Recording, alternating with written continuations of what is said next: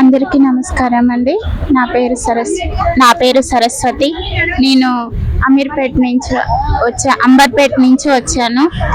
Sir, ఏంటంటే ఇప్పుడు ఉన్న గవర్నమెంట్ మా వికలాంగులను ఎవరిని పట్టించుకోవడం లేదు. మేము ఒక పేద కుటుంబం నుంచి వచ్చిన వాళ్ళము. మేము చదువుకున్నాము, మాకు సరైన జాబ్స్ లేవు.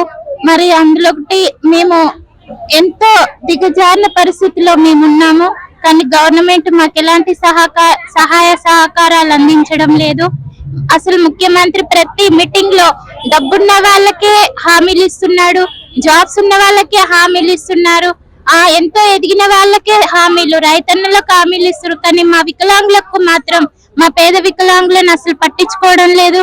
మేము చదువుకున్న వాళ్ళకి మంచి సరైన ఉద్యోగం లేదు. మరి మేము ఉండడానికి ఫ్యామిలీతో, మా వికలాంగుల వివాహాలు అయి కూడా ఫ్యామిలీతో ఉంటున్నాం. మా పిల్లలకి మాకు ఎంతో కష్టతరంగా జీవించడానికి మాకు సహకారం అందిస్తలేదు.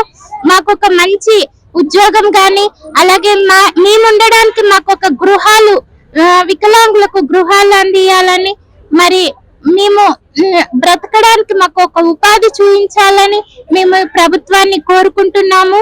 ఎందుకంటే ఒక పేద మహిళగా నేనైతే ఎంతో వేదన చెందుతున్నాము. మా కుటుంబము, మా పిల్లలు, మేము ఎంతో నరక యాతన అనుభవిస్తున్నాం.